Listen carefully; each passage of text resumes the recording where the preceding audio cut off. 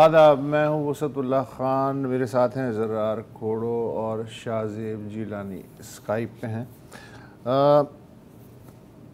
اسرائیلی media Jabalia کی تباہی نہیں دکھاتا، لگاتار آج تیسرے دن بھی حملہ ہوا ہے، پھر بھی ہر اسرائیلی جانتا ہے کہ جبالیہ میں کچھ بڑا ہوا ہے۔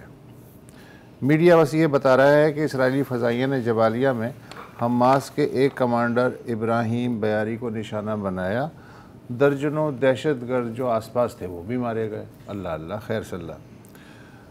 اس پہ جو اسرائیل کا ایک اخبار ہے اور واحد اخبار ہے جو ریاستی لائن سے ہٹ کے چلنے کی کوشش کر رہا ہے، اور اس کا نام ہے ہارٹس، اس میں ایک مورخ ہیں، صحافی بھی ہیں اور انٹرنیشنلی ریناؤنڈ تبصرہ نگار ہیں، گیدون لیوی، وہ باقاعدہ اس میں لکھتے ہیں۔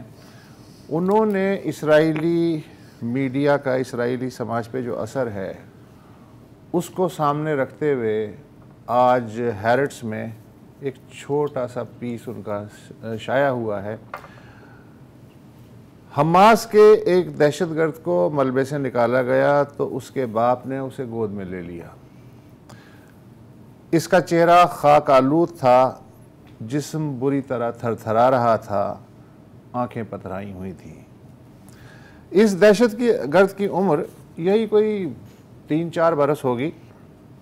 اس کا باپ اسے لے کے انڈونیشین اسپتال کی طرف دوڑا، وہ اسپتال جو پہلے ہی زخمیوں اور لاشوں سے پٹا پڑا ہے۔ معلوم نہیں یہ 3-4 سال کا دہشت گرد اب تک زندہ بھی ہے یا مر چکا ہے۔ ایک اور دہشت گرد ملبے سے باہر کھینچی گئی، وہ زندہ لگ رہی تھی، مگر اس کے سنہری بال کانکریٹ کی گرد کی وجہ سے سفید جھک ہو چکے تھے۔ 5 یا 6 برس کی اس دہشت گرد نے آنکھیں کھول کے ادھر ادھر دیکھا، شاید دیکھ رہی ہو کہ مدد کس طرف سے آئے گی، اگر آئے گی۔ ایک ادھیڑ عمر باپ جس کے کپڑے جگہ جگہ سے پھٹے ہوئے ہیں، اپنے دونوں ہاتھوں میں ایک سفید تھیلا نما شے اٹھائے سوچ رہا تھا کہ کہاں جائے۔ اس سفید تھیلے میں وہ نوزائیدہ بچہ لپٹا ہوا تھا جسے جبالہ کیمپ کے حماس فوجی ہیڈ کوارٹر میں جا کے بطور دہشت گرد بھرتی ہونے کا موقع نہ مل سکا۔ بس اس ممکنہ دہشت گرد کی زندگی اتنی ہی تھی جتنی کہ ایک تتلی کی ہوتی ہے، 2 یا 3 دن۔ ننگے ہاتھوں سے ملبہ پرے کرتے ہوئے اپنے اپنے پیاروں کو ڈھونڈنے والے 20 نوجوانوں کے بیچوں بیچ ایک چھوٹا سا بچہ بھی ہاتھ میں لکڑی پکڑے ملبہ ہٹانے کی اپنی سی کوشش کر رہا ہے۔ شاید وہ اپنے ہم عمر ان دہشت گردوں کو تلاش کر رہا ہے جو اس کی طرح خوش قسمت نہیں ہیں، مگر اس بچے کی خوش قسمتی اور کتنے دن موت کو ٹال سکتی ہے یہ کوئی نہیں جانتا۔ ملبے میں ایک سولر ہیٹر بھی جھانک رہا ہے، made in Israel solar heater. جی، البریج ریفیوجی کیمپ پر بھی آج حملہ ہوا ہے۔ اب اتنے حملے ہوتے ہیں کہ آپ ریکارڈ ہی نہیں کر سکتے، اور وہاں پر بھی یہی مناظر ہیں۔ ایک وہاں سے بھی ایک ویڈیو آئی ہے بالکل اسی طرح کہ ایک چھوٹی سی بچی کو زندہ ملبے سے نکالا گیا، اور سب سے پہلا وہ سوال پوچھتی ہیں کہ انکل کیا آپ مجھے قبرستان تو نہیں لے جا رہے دفنانے کے لیے؟ تو اسے کہتا ہے کہ نہیں بیٹی، تم ابھی زندہ ہو اور چاند کی طرح خوبصورت ہو۔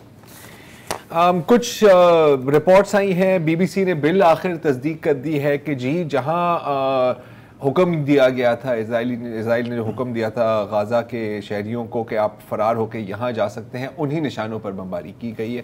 تصدیق کی ویسے ضرورت نہیں تھی، یہ کافی واضح تھا، لیکن کوئی بات نہیں۔ ایک اور تصدیق آئی ہے جس کی بھی شاید ضرورت نہیں ہے، کہ جو جبالیہ کیمپ پر جو پہلے دن جو حملہ ہوا تھا، اور یہ ایسا ہے کہ اب گلستان جوہر جیسے علاقے کے اوپر 6 1 ٹن کے بم گرائیں، وہ ہیں جے ڈیمز، جوائنٹ ڈائریکٹ اٹیک میونیشنز، اور یہ امریکہ سے آتے ہیں، اور فائٹر جیٹ بھی امریکہ کا ہے۔ تو چلیں پھر امریکہ چلتے ہیں، دیکھتے ہیں امریکہ میں کیا ہو رہا ہے۔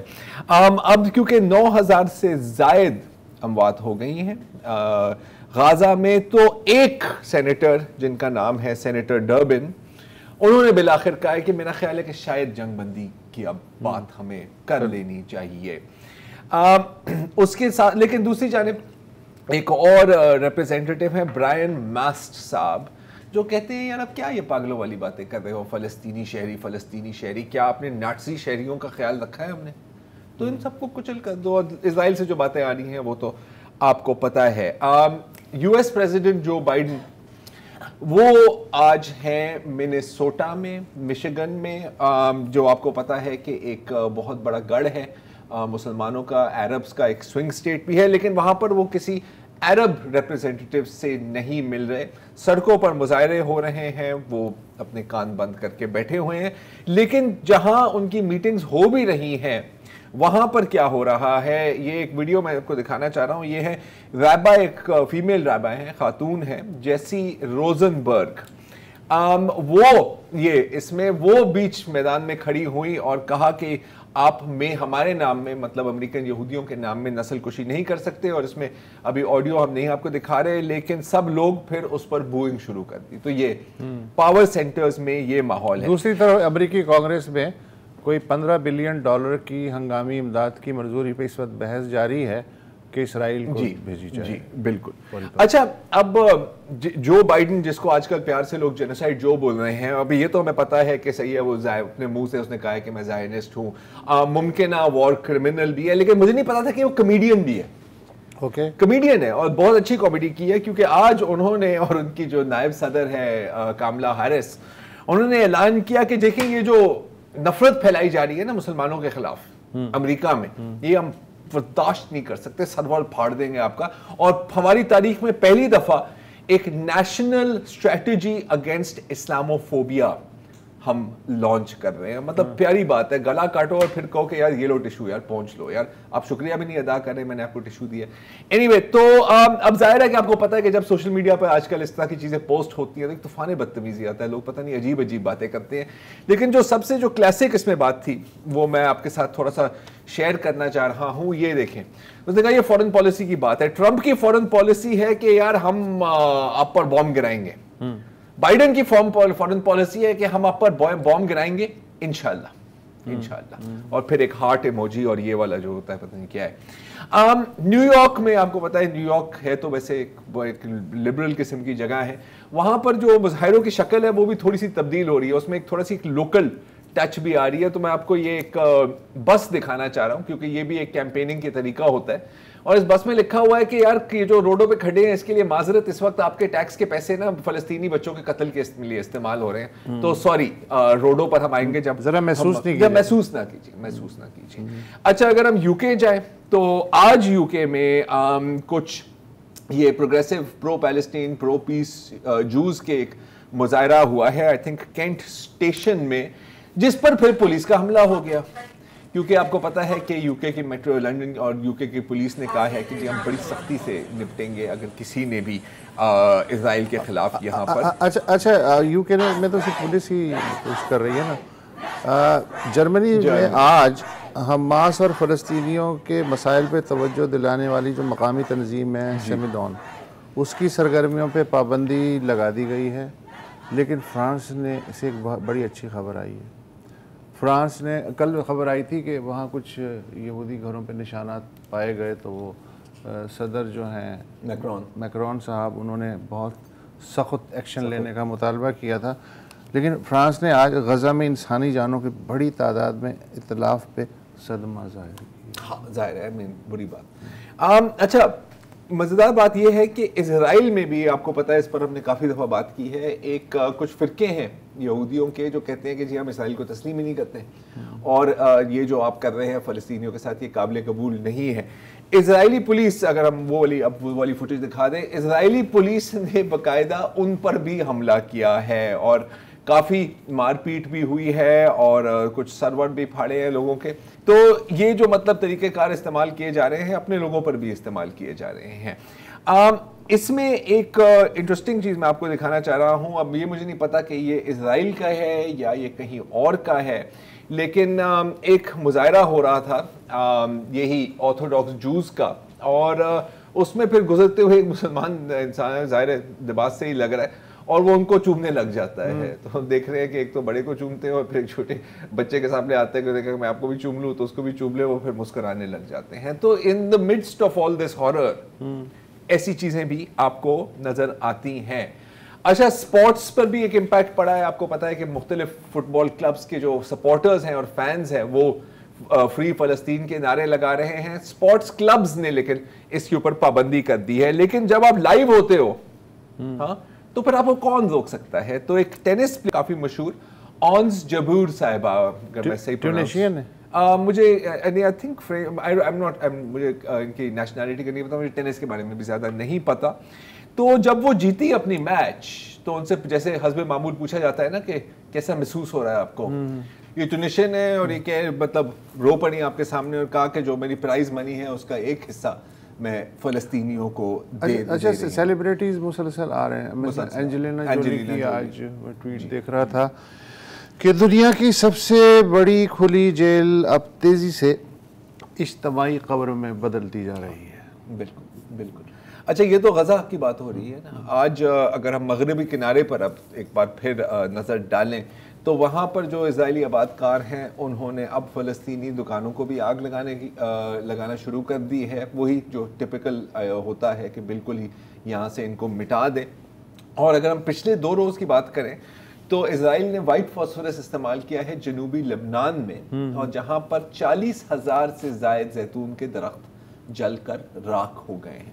یہ سیکنڈ ٹائم ہے, 16 تاریخ کو بھی استعمال ہوا. جی 16 تاریخ کو بھی کیا تھا. تو یہ ہے, یہ شاید اس کی ہی ٹوٹل ہے جو اب سامنے آیا ہے. اس کو کہتے ہیں ایکوسائڈ. ایک تو ہوتی ہے نا جینوسائڈ, ایک ہوتی ہے ایکوسائڈ کہ آپ ایک جگہ کی ایکولوجی انوائرمنٹ کو ہی تباہ کر دیں. اچھا, اب مغربی کنارے کی ہم بات کر رہے ہیں تو آپ کو پتا ہے کہ سیکیورٹی وہاں کی جو انچارج ہوتے ہیں وہ یہ جنرلی اسرائیلی ہی ہوتے ہیں. اس بار جس بندے کو ان لوگوں نے سلیکٹ کیا ہے ان کا نام ہے زوی سکوت. یہ ہے زوی سکوت صاحب. یہ وہ شخص ہیں جنہوں نے پہلے تو ایک مسجد کو جلایا تھا, اور اسرائیلی فوج نے خود ماضی میں اس کو اٹھا کر مغربی کنارے سے باہر بھیجا تھا کہ آپ دہشت گرد ہیں, آپ یہاں رہیں گے تو امن و امان کا مسئلہ. یعنی اسے اسرائیلی فوج دہشت گرد قرار اسرائیلی فوج اسے دہشت گرد قرار رہی ہے. تو ذرا ایک سیکنڈ سوچیے اس کے بارے میں کہ کیا ہوگا.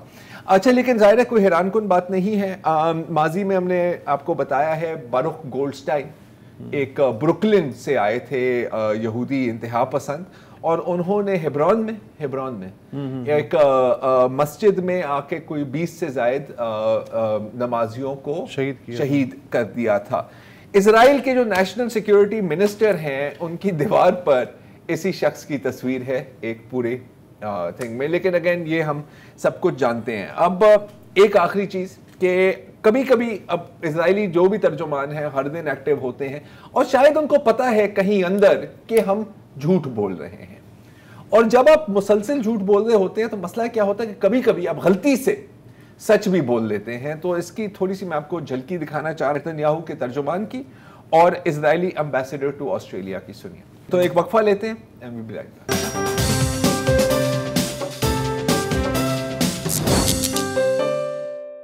پروگرام میں واپس خوش آمدید. غزہ کا جو انسانی المیہ ہے اس میں امریکہ اور یورپ کے کردار پر ہم نے ابھی بھی بات کی.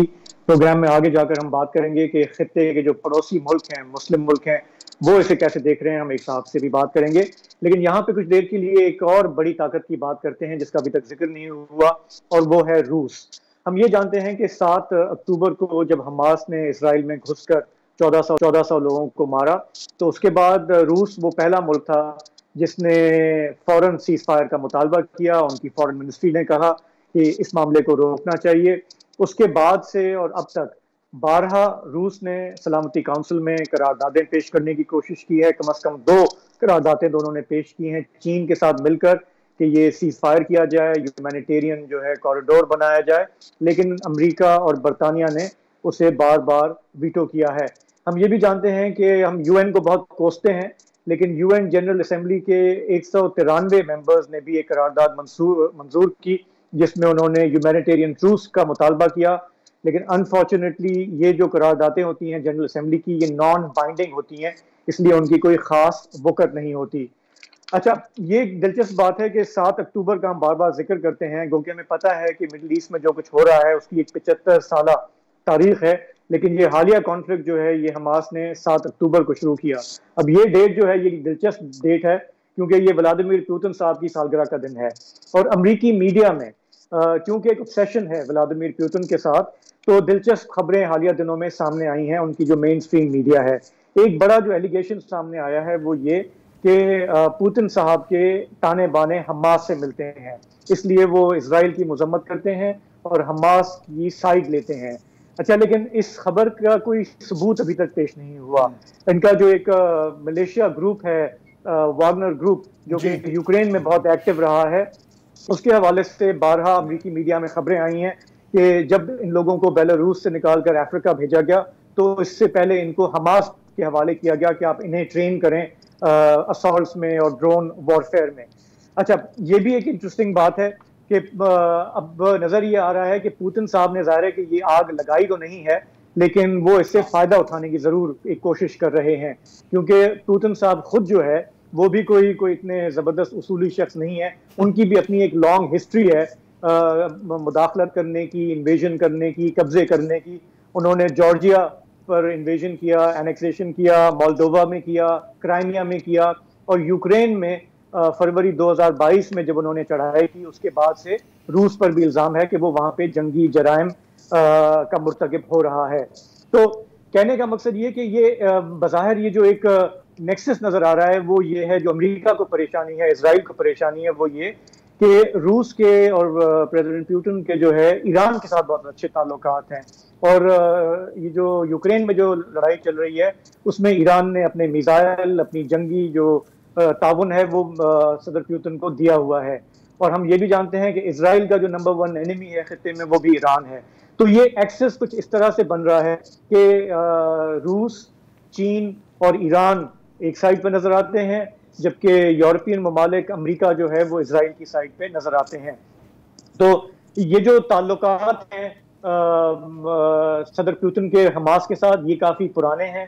اس سال بھی رپورٹس ہیں کہ حماس کے جو لیڈرز ہیں انہوں نے مارچ میں ماسکو وزٹ کیا تھا، اور پھر یہ جو تازہ جو کارروائی ہوئی اکتوبر میں اس سے ایک مہینہ پہلے 10 ستمبر کو بھی اسماعیل ہانیہ جو کہ حماس کے بڑے لیڈر ہیں وہ ماسکو گئے تھے اور انہوں نے ماسکو کی اسٹیبلشمنٹ سے ملاقات کی. تو امریکہ میں اب بڑی تشویش یہ ہے کہ ہم تو پوتن کے مقابلے کے لیے ہمیں فنڈنگ ارینج کرنی تھی، ہمیں ہتھیار دینے تھے، لیکن اب ساری اٹینشن ڈائیورٹ ہو گئی ہے اسرائیل کی طرف، کیونکہ گیون اے چوائس امریکنز چاہتے ہیں کہ جی ہمارا جو پہلا جو بڑا ڈیفینس ہمیں کرنا ہے وہ اسرائیل کو کرنا ہے. تو یہ بڑی ایک تشویش ہے وہاں پہ کہ اب یہ جو اٹینشن ڈائیورٹ ہو گئی اس کا پوتن بھرپور فائدہ اٹھائیں گے. بالکل آپ نے درست فرمایا شاہزیب کہ پوتن ایک طرح سے اپنے آپ کو اب ڈرائی کلین کر رہا ہے، کیونکہ شخص ہے جس نے حلب اور ادلیب کو تقریباً مٹا دیا تھا. اور جہاں تک اسرائیل کی بات ہے، ظاہر ہے اب اس کی تاریخ میں نہیں جانا چاہ رہا، لیکن ان کے تعلقات تو کولڈ وار سے ہی خراب ہے نا. زیلنسکی کی آپ نے بات کی تو ان کے لیے چیزیں اب پریشان کن بنتی جا رہی ہیں. جون میں تقریباً 70% امریکن کہتے تھے کہ جی بالکل اسلحہ بھیجو یوکرین کو، ہم نے ان کو سپورٹ کرنا ہے. اب وہ تعداد صرف 40% تک پہنچ گئی ہے. اب زیادہ اشتہار جو ہیں یہ اسرائیل اور غزہ ان کے چل رہے ہیں. اسی لیے اگر آپ زیلنسکی کی پچھلے بیان پڑھے تو وہ کہتے ہیں کہ جی تیسری ورلڈ وار یوکرین میں شروع ہوگی اور پھر اسرائیل تک پہنچے گی، تو یہاں ہی روک لو تو بہتر ہے. تو بھائی تھوڑا سا ڈیسپریٹ ہوتا جا رہا ہے مجھے لگ رہا ہے. یہاں پر ایک وقفہ لیتے ہیں اور پھر تھوڑی سی دیکھتے ہیں کہ مڈل ایسٹ میں اس وقت کیا کھچڑی پک رہی ہے.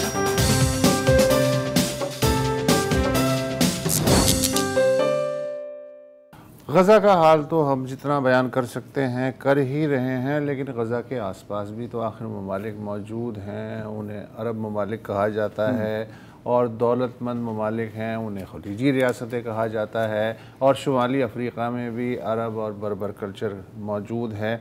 ہر ایک کی فیلنگز جو ہیں مڈل ایسٹ کے بارے میں، بالخصوص فلسطینیوں کے بارے میں، پرانے دور کی تو ہم جانتے ہیں، نئے دور کی جو ہے وہ کھٹی میٹھی قسم کی فیلنگز ہیں. اس وقت ایسا کچھ لوگ کر رہے ہیں، میرے جیسے جو مشکوک قسم کے لوگ ہیں وہ یہ سمجھ رہے ہیں کہ عالم عرب نے دھنیا پی رکھا ہے، بالکل ٹھنڈے ٹھار چل رہے ہیں، علامتی قسم کی چیزیں ہو رہی ہیں. کچھ لوگ کہہ رہے ہیں کہ جی ہے آپ ایسا کریں ایک ایک پانی کی بالٹی لے کے بالٹی میں پانی بھر کے اگر آپ اسرائیل میں پھینک دیں تو اسرائیل اسے مطلب ہر طرح کی ڈیبیٹ چل رہی ہے. بولیویا، کولمبیا، چلی بہت دور ہیں. انہوں نے سفارتی تعلقات پچھلے ہفتے جو ہیں وہ ڈاؤن گریڈ کر دیے اسرائیل کے ساتھ.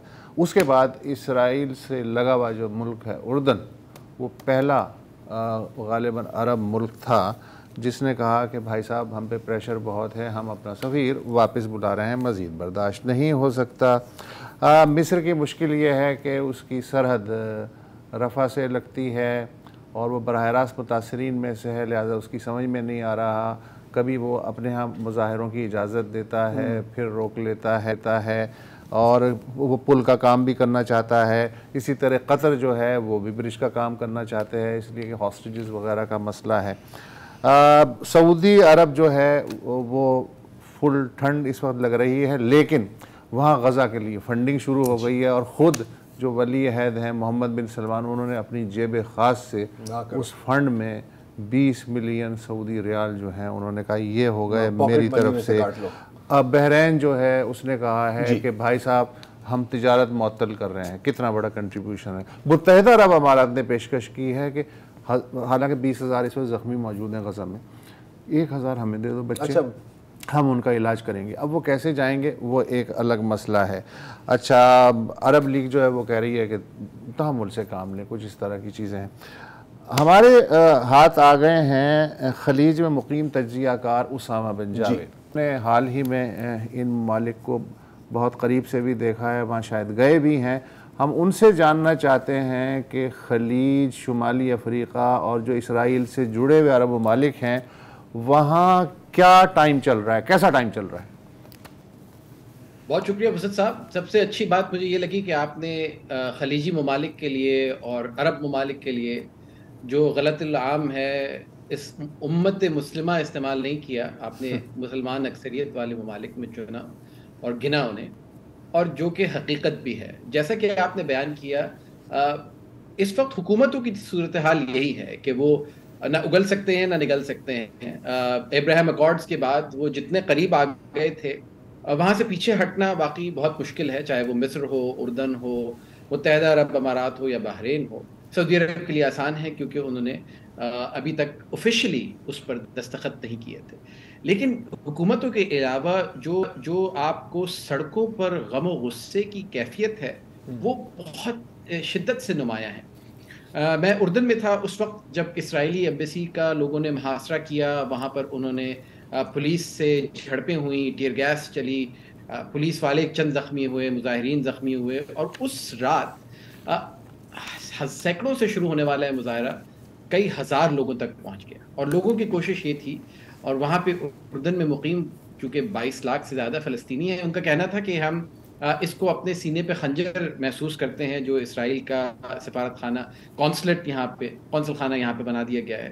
اور یہی کچھ کیفیت جو ہے باقی ممالک میں بھی ہے. میں ترکی میں موجود تھا. ترکی میں روزانہ وہاں پر جو استنبول کا قونصل خانہ ہے وہاں پر مظاہرے ہوتے ہیں. یہ بات قابل غور ہے کہ اسرائیل نے 7 اکتوبر کے بعد ہی اپنے تمام سفارتی عملے کو واپس بلا لیا تھا. تو وہاں پہ عملہ موجود نہیں، لیکن علامتی طور پر یہ جگہ موجود ہیں، اور وہاں پہ غم و غصے، غیظ و غضب کی ایک جگہ موجود ہے جہاں پہ جا کے آپ اپنا اظہار کر سکتے ہیں. بہرکیف لوگ بے انتہا رنجیدہ ہیں، غصے میں ہیں، اپنی حکومتوں سے اس وقت اصرار کر رہے ہیں کہ انہیں کچھ کرنے دیا جائے. کیا کرنے دیا جائے یہ انہیں بھی نہیں پتا. ترکی میں ایک صاحب کہنے لگے کہ مسلمان ممالک کو ایک پیس کیپنگ فورس بھیج دینی چاہیے غزہ میں، جو کہ حکومتی اتحاد کا حصہ ہیں، اس کی پروونشل لیڈر تھے. ایک اور صاحب کا کہنا تھا کہ شاید مسلمانوں کو قوت سے جواب دینا چاہیے کیونکہ اسرائیل قوت کے علاوہ کچھ نہیں سنتا اور سمجھتا. ایک اور صاحب کہنے لگے کہ اربوں ڈالر کا اربوں نے جو اسلحہ جمع کیا ہے وہ آخر کس دن کام آئے گا. تو یہ بہت سے سوال ہیں جو اس وقت سڑکوں پہ تو پوچھے جا رہے ہیں، لیکن ایوان اقتدار میں غالباً ان کی گونج نہیں. اچھا اسامہ، میں یہ آپ کی توجہ کنٹراسٹ کی طرف دلانا چاہ رہا ہوں. 73 کی جو جنگ ہوئی تھی اسرائیل اور عربوں کے درمیان، اس میں آپ نے سنا ہوگا کہ تیل کو روک دیا گیا تھا, آئل ایمبارگو لگا دیا گیا تھا. اچھا وہ عوام کے مطالبے پہ نہیں لگا تھا, وہ حکمرانوں نے اپنے طور پہ انیشیٹو لیا تھا اور عوام نے ان کا ساتھ دیا تھا. بہرحال آج 2023 میں عوام چاہتے ہیں کہ کچھ کرو, لیکن حکمران جو ہیں وہ صرف علامتی طور پہ اگر بہت ہی مجبوری ہو تو وہ فلسطینیوں کے لیے ایک آدھ بیان لڑکا دیتے ہیں, صرف اپنا اقتدار بچانے کے لیے کہ کہیں غیظ و غضب کو اسٹیم آؤٹ ہونے کی اجازت نہ ملی تو غزہ تو پتہ نہیں آزاد ہوگا, فلسطینی ہوں گے نہ ہوں گے, ہمارا جو ہے تختہ الٹا جائے گا. تو یہ جو خوف ہے اور وہ جو مجبوری ہے کہ چپ بھی رہنا ہے, بیلنس بھی کرنا ہے اور خوف زدہ بھی رہنا ہے, یہ کھچڑی آپ کو نظر آ رہی ہے وہاں؟ جی بالکل, کیونکہ یہ حکومتیں ایسی نہیں ہیں کہ جن کو الیکٹریٹ کا ڈر ہو. انہیں ان میں سے کوئی حکومت ایسی نہیں ہے کہ جس کو یہ ڈر ہو کہ جی اگلے انتخابات میں ان کو ووٹرز کا سامنا کرنا پڑے گا. یہ تمام حکومتیں وہ ہیں جو بادشاہی نظام پہ مبنی ہیں, اور مصر کے لیے تو وہاں پہ ایک فوجی لیڈر جو ہے وہ حکمران ہے. تو یہ یقیناً ایک کنٹراسٹ تو ضرور موجود ہے, لیکن یہاں پہ ایک فرق اس دفعہ جو ہے وہ یہ ہے کہ جہاں پہ آپ آئل ایمبارگو کی بات کرتے تھے, ابراہیم اکارڈز کے بعد $10 ارب کی گیس اردن اسرائیل سے خریدتا ہے, $15 ارب کا کانٹریکٹ مصر کا اسرائیل کے ساتھ ہے. اور اس وقت اردن کی سڑکوں پر اردنی یہ کہہ رہے ہیں کہ کم از کم وہ نلکے تو بند کر دیں جس سے آپ ہمارے ٹیکس پیئرز کے پیسے اس حکومت کو دے رہے ہیں جو نہتے غزہ کے لوگوں پر اس سے خرید کر بم برسا رہا ہے. کم از کم. اسامہ اسٹے ود اس, ہم ایک وقفہ لیں گے, we'll be right back.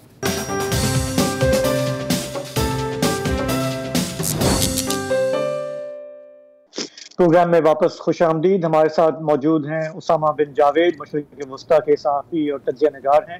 Usama, آپ نے بڑے اچھے طریقے سے بتایا کہ جو پڑوسی ملک ہیں, عرب ملک ہیں اسرائیل کے, وہ کیسے پھنسے ہوئے ہیں اپنے تجارتی معاملات کی وجہ سے. میں یہ جاننا چاہ رہا ہوں کہ ایران بھی ایک بڑی طاقت ہے, اور ہم جانتے ہیں کہ لبنان میں حزب اللہ اس کی بڑی انفلوئنس ہے, ادھر سے یمن حوثیوں نے بھی کچھ حملے کیے ہیں.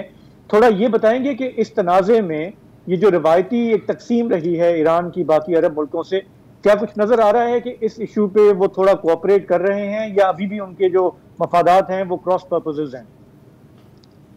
جی دیکھیے, اس وقت ایران کی سفارتی کوششیں کافی تیز ہیں. ایرانی وزیر خارجہ قطر بھی گئے, دوسری جگہوں پر بھی گئے, اور جیسا کہ آپ نے کہا کہ امریکہ کا بار بار یہ کہنا کہ اس کو ایک بڑی جنگ سے محفوظ رکھا جائے, اس کو پھیلنے سے بچایا جائے, تو ان کا مقصد یہی ہے کہ ملٹیپل ایکسیز جو ہیں, اردن کی سرحد پہ کسی قسم کی جھڑپوں کا خطرہ نہیں ہے, مصر کی سرحد پر کسی قسم کا خطرہ نہیں ہے. ہاں, واحد خطرہ جو انہیں ہے وہ حزب اللہ سے ہے لبنانی سرحد پہ, جہاں پہ جھڑپیں بھی جاری ہیں. اور آپ کو یاد ہو کچھ عرصے پہلے ایک صحافتی ٹیم پہ بھی حملہ ہوا اسرائیل کی طرف سے, جس میں روئٹرز کے ایک صحافی کو قتل کر دیا گیا اسرائیلی بموں سے. الجزیرہ کی اور AFP کی ٹیم بھی زخمی ہوئی. تو وہاں پر اس وقت بھی جھڑپیں جاری ہیں. حزب اللہ کی طرف سے ایک چوہے بلی کا کھیل جاری ہے, جس میں اسرائیلی سرحد پر حملے کیے جاتے ہیں, اسرائیل کی جوابی کارروائی کی جاتی ہے. دوسری طرف آپ نے پہلی دفعہ دیکھا کہ حوثیوں نے کئی 100 کلومیٹر پر کے مار کرنے والے میزائل سے حملہ کیا جو ایلات پر جا کے گرے. تو یقیناً ایک خطرہ یہاں پر موجود ہے کہ یہ ایک بڑی جنگ ہو سکتی ہے جو پورے خطے کو لپیٹ میں لے لے. وہ انگریزی میں کہتے ہیں کہ پاؤڈر کیگ, کہ ایک بارود کا انبار ہے جس پہ کسی بھی قسم کی چنگاری جو ہے وہ سلگا سکتی ہے. ایران اور باقی خلیجی ممالک کا 2014 کی نسبت اس دفعہ فرق یہ ہے کہ وہ جو کولڈ وار تھی ایران اور عرب ممالک کے درمیان, وہ کافی حد تک چھٹ چکی ہے, کیونکہ ایران سعودی عرب کے قریب آ چکا ہے. اور اس وقت کم از کم بیانات کی سطح پر تمام عرب ممالک اور ایران ایک پیج پر نظر آتے ہیں. جائے کہ متحدہ عرب امارات بہت ساری جگہوں پہ بیلنس کرنے کی کوشش کرتا ہے کہ وہ تمام لوگ اس وقت ایک سیز فائر کی طرف جانا چاہتے ہیں اور ایڈ بھیجنا چاہتے ہیں. اور یہ آپ کو کانٹراسٹ نظر آئے گا مسلمان ممالک اور جو مغرب کے ممالک ہیں ان کے درمیان, کیونکہ مغربی ممالک کہتے ہیں کہ جی ہاسٹیج ریلیز کریں اور آپ سرنڈر کریں, اور جو مسلمان ممالک ہیں ان کا کہنا یہ ہے کہ سیز فائر کیجئے, کمک جانے دیجئے, رسد جانے دیجیے. یہ وہ خطہ ہے جو پچھلے 16 سال سے ایک بہت بڑی اوپن ایئر پرزن یعنی کھلی جیل ہے. جی اچھا اسامہ، اب میں خلیجی ریاستیں یا قطر وغیرہ سعودی عرب کی بات نہیں کر رہا، میں اردن، مصر اور بالخصوص ٹونیزیا کا ذکر کرنا چاہ رہا ہوں، جہاں سے عرب اسپرنگ کا آغاز ہوا تھا. ٹونیزیا سے ہی ہوا تھا، اور پھر ہم نے دیکھا کہ تحریر اسکوائر میں لوگ آئے اور اس کے پھر جو پورے خطے میں اس کے جو نتائج تھے وہ ہمارے سامنے ہیں. اس وقت آپ کی نظر میں کتنے خوف زدہ ہیں مصر اور ٹونیزیا کے حکمران کہ اگر لوگ اتنی بڑی تعداد میں روڈوں پر نکل آئے تو پھر یہ کسی بھی راہ جا سکتا ہے؟ یہ آپ کو جو نظر آ رہا ہے، آپ اگر گزشتہ 24 دنوں میں ان تمام ملکوں کے بیانات دیکھیے تو ایک بوتھ سائڈز کانڈمنیشن اور اس کے بعد دونوں جانب سے جو ہے وہ چیزوں کو آگے نہ لے جانے کے مطالبوں سے لے کے آج جو الفاظ استعمال ہو رہے ہیں اس میں جینوسائیڈ ہے، اس میں وار کرائم ہے، اس میں اٹراسٹی ہے، اس میں سیز فائر کا مطالبہ ہے، اس میں اسرائیل کو آکوپیشن فورس کہا جا رہا ہے. تو ان تمام یہ جو بیانات آ رہے ہیں ان میں تبدیلی کی وجہ یہ ہے کہ آپ وہ جو ایک پریشر کوکر ہے آپ کے اپنی سرحدوں کے اندر، جو لوگ غصے میں باہر آ رہے ہیں اس کو کسی طریقے سے نکالنا ہے. آپ کو عوام سے ریلیٹ کرنا ہے اور اس کو ریلیٹ کرنے کے لیے آپ کو سخت الفاظ کا چناؤ کرنا پڑے گا، جو کہ آپ کو نظر آ رہا ہے. لیکن میری ملاقات ہوئی استنبول میں لارن بوتھ سے، ٹونی بلیئر کی جو سسٹر ان لا ہیں. ان کا کہنا تھا کہ یہ بہت اچھی بات ہے کہ ہم 10 لاکھ لوگ یہاں پہ موجود ہیں اور ہم جھنڈے لہرا رہے ہیں، لیکن غزہ میں اس وقت مرنے والے کسی فلسطینی نے یہ نہیں کہا کہ واقعی واہ کیا بات ہے آپ کی کہ آپ ہمارے لیے نکلے اور نعرے مارے آپ نے. یہ اصل میں ایک کنٹرول ڈیسنٹ ہے جو آپ کو کرنے دیا جا رہا ہے تاکہ آپ کی توجہ اس طرف سے ہٹائی جا سکے کہ آپ آئیے، اپنی توانائی، اپنا پیسہ، اپنے جھنڈے خرچ کیجئے، کھڑے ہوئیے، نعرے لگائیے، تھک ہار کے جب آپ کے گلے بیٹھ جائیں تو واپس چلے جائیے اور پھر دوبارہ اگلے دن ریپیٹ کیجئے. تو یقیناً ایک طرف تو یہ ہے، لیکن آپ دیکھیں گے کہ اس کو کسی طریقے سے روکا نہیں جا سکتا. اس غصے کو اتوار کے دن امریکہ کا انچرلک بیس ہے ترکی میں، جہاں پہ ترکی کی سب سے بڑی ہیومن رائٹس آرگنائزیشن IHH کا ارادہ ہے کہ وہ وہاں کا محاصرہ کریں گے اور سیز فائر کا مطالبہ کریں گے. یہ وہ آرگنائزیشن ہے جس نے غزہ میں فلوٹیلا لے جانے کی کوشش کی تھی، جس نے شام کی سرحدوں پہ ہزاروں لوگ کھڑے کر کے اقوام متحدہ سے ایڈ لے جانے کا مطالبہ کیا تھا. تو یقیناً کوشش تو ان ممالک کی ہے کہ کسی طریقے سے اس کو دبا دیا جائے، لیکن اس کوشش میں وہ کتنے کامیاب ہوتے ہیں جبکہ روزانہ آپ کی ٹی وی اسکرینز پر نہتے فلسطینی قتل ہوتے ہوئے، عورتیں، بچے. اب سٹریچرز نہیں رہ گئے وہاں پہ، ایمبولینسز کے لیے فیول نہیں ہے، تو وہ گدھے گاڑیوں پہ اپنے زخمیوں اور مرے ہوئے لوگوں کو اسپتالوں میں لے کر آ رہے ہیں. اچھا، میں اسامہ آپ کی توجہ ترکی کی طرف اب دلانا چاہ رہا ہوں. امپورٹنٹ ملک ہے، اسرائیل کے ساتھ بھرپور سفارتی اور عسکری اس کے تعلقات ہیں. 2014 میں یہ جو رجب طیب اردوان ہیں یہ بہت جذباتی ہو گئے تھے. ڈیووس میں یہ اسرائیلی صدر سے ان کی دو بدو ہو گئی تھی، پھر انہوں نے فلوٹیلا بھیج دیا تھا غزہ کے لوگوں کی مدد کے لیے، اور فوراً جو سفارتکار ہیں ایمبیسی بند کر کے سفیر کو واپس بلا لیا تھا، اسرائیلی سفیر کو بھی واپس بھیج دیا تھا. یہ آج جو ہو رہا ہے 2014 میں اس کا آدھے سے بھی کم ہو رہا تھا غزہ میں. لیکن آج جو ہے ترکی کی پالیسی میری سمجھ میں نہیں آ رہی. ایک دن اردوان کے کانوں سے دھواں نکلتا ہے، دوسرے دن وہ گہرا سانس لے کے ٹھنڈا کرتے ہیں خود کو، اور اس کے بعد پھر جذباتی ہو جاتے ہیں، لیکن کوئی علامتی اقدام بھی اب تک نہیں کر پائے ہیں وہ. تو یہ کیا مسائل ہیں ان کے ساتھ؟ یہ ترکی کی اس وقت جو اندرونی صورتحال ہے اس کا سب سے بڑا مسئلہ ان کی اپنی اکانومی ہے، اور ایک بڑھتے ہوئے افراط زر اور ایک ایسی حکومت جس میں استنبول شہر آپ کے ہاتھ سے نکل چکا ہو. بہت ساری باتیں ایک برسر اقتدار شخص کے لیے تشویشناک ہوتی ہیں. تو جہاں پہ آپ کو کانوں سے دھواں نکلتا ہوا محسوس ہوتا ہے، وہ جب نکلتا محسوس ہوتا ہے جب ہزاروں لوگ استنبول میں، انقرہ میں اور باقی بڑے شہروں میں نکل کے اسرائیل کے خلاف مظاہرے کرتے ہیں. آپ کو یقیناً ان کے ساتھ کھڑا ہونا پڑتا ہے. لیکن اب بار بار آواز یہ آ رہی ہے کہ آخر آپ کب سفارتی تعلقات منقطع کریں گے جیسے آپ نے پہلے کیے تھے؟ آپ کب انچرلک بیس کو بند کرنے کو کہیں گے، آپ کب بڑے سخت فیصلے کریں گے، کیونکہ آپ کا پچھلا ریکارڈ موجود ہے. تو اس وقت جو ترکی کی صورتحال ہے وہ داخلی صورتحال ایسی ہے کہ شاید ایردوان صاحب اتنے مستحکم نہیں ہیں جتنے وہ آج سے 10 سال پہلے تھے، اور اسی وجہ سے آپ کو یہ تضادات نظر آتے ہیں روزانہ کی بنیادوں پر. لیکن ایک بات میں یہاں پہ ضرور کہتا چلوں کہ فلسطینی ایک بڑے عجیب لوگ ہیں. میری بہت سارے فلسطینیوں سے بہت ساری جگہوں پہ ملاقات ہوئی. مصر میں کچھ مقیم فلسطینیوں کا یہ کہنا تھا کہ جی ہم رفح کا بارڈر کھلنے کا انتظار کر رہے ہیں، اس وجہ سے نہیں کہ ہم اپنے زخمیوں کو اور خاندانوں کو نکال سکے، بلکہ ہم واپس جانا چاہتے ہیں کیونکہ یہ ہماری زمین ہے. میری ملاقات ہوئی چند بچوں سے ترکی میں، جن کا یہ کہنا تھا کہ میں اس وقت اس لیے رنجیدہ ہوں کیونکہ میرے خاندان والے وہاں مر رہے ہیں اور میں یہاں پر موجود ہیں. اردن میں ایک بچے نے ہمیں روکا اور سڑک پہ وہ مظاہرے میں اسرائیلی ایمبیسی کے پاس کہنے لگا کہ آپ لوگ کیسے لوگ ہیں، آپ لوگ کھانے بھی کھا رہے ہیں، آپ لوگ باہر بھی نکلے ہوئے ہیں، آپ لوگ آپس میں ہنس بول بھی رہے ہیں، you don't have the right to be happy. اس بچے نے مجھے یہ کہا اور کہنے لگا کہ میری دادی فلسطینی تھیں اور وہ ان کا انتقال ہو گیا اس انتظار میں کہ وہ فلسطین واپس جا سکیں.